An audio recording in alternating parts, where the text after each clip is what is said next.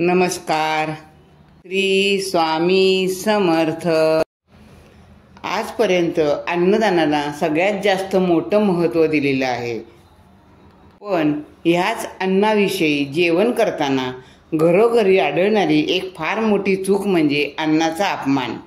अन्नाचा अपमान कधीही करू नये. एखादा माणूस जेवायला बसलेला असतो तेव्हा नको ते विषय काढून चर्चा केली जाते. तेवढ्या घरामध्ये किरकिर चालू होते, वाद सुरू होतात.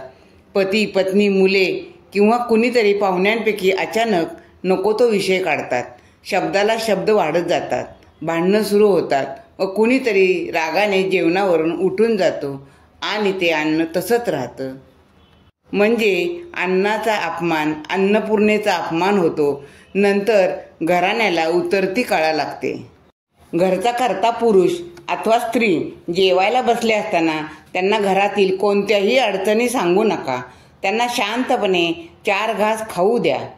शत्रू जरी काही खात पीत असेल, जेवत असेल तर त्याला सुखाने खाऊ द्या. काहीही बोलू नका. अन्नावरून रागाने उठणारी व्यक्ती अथवा त्याला तसे करण्यास भाग पाडणारी व्यक्ती कोणीही असो, दोघांनाही अन्नाचा शाप लागतो. एखाद्याचा तोंडचा घास काढून घेणे हे शापाला आमंत्रण देण्यासारखेच आहे.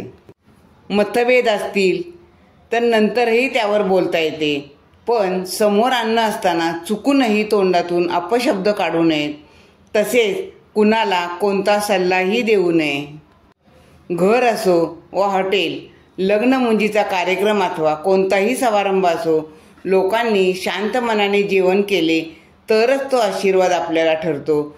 व रागारागात कसे तरी 4 घास पोटात ढकलल्यास तो अन्नपूर्णेचा अपमान होतो व वेळ येताच त्याचे अनिष्ट परिणाम आपल्याला जाणवू लागतात.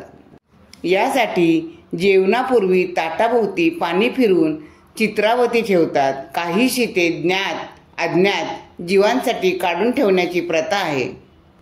मंगल कार्याच्या वेळी ताटाभोवती रांगोळी काढली जाते. अन्नपूर्णा देवी प्रसन्न राहावी यासाठी हे करतात. संपूर्ण कुटुंबाचे रक्षण व्हावे, घर धनधान्याने भरलेले असावे, सर्वांची भरभराट व्हावी, हा त्यामागील हेतू असतो.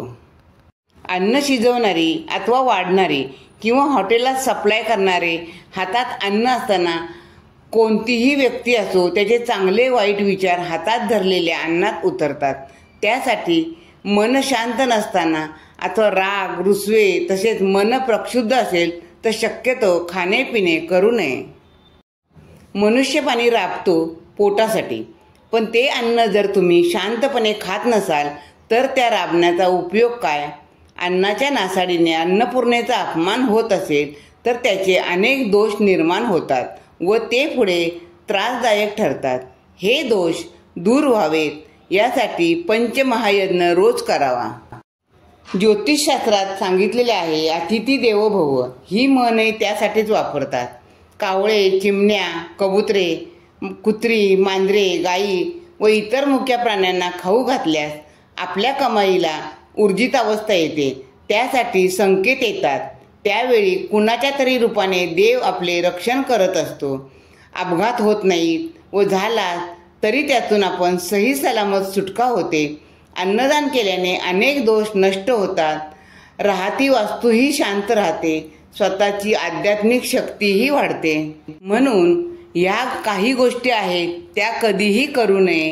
ताटावरून उठविणे, उठणे, ताट फेकून देणे हे अत्यंत वाईट असते. माणसाच्या हातून कळत नकळत काही चुका होत असतात, पण परिणाम मात्र नंतर त्याच्याशी संबंधित सर्वांनाच त्रासदायक ठरतो. म्हणून अन्नपूर्णा मातेचा आदर करा. ताटातील अन्न वाया घालवणे, टाकून देणे हे देखील एक पापच आहे. अन्नाचा आदर करा व जे ताटात वाढलेले असेल त्याला कधीच नावं ठेवू नका. कधी कधी रात्री अपरात्री प्रवासात ते देखील मिळत नाही. अशा वेळी खिशात पैसा असूनही काही उपयोग होत नाही. म्हणून सर्वांना नम्र विनंती आहे, अन्नाचा कधीही अपमान करू नका. अन्नपूर्णेचा कधीही अपमान करू नका. श्री स्वामी समर्थ.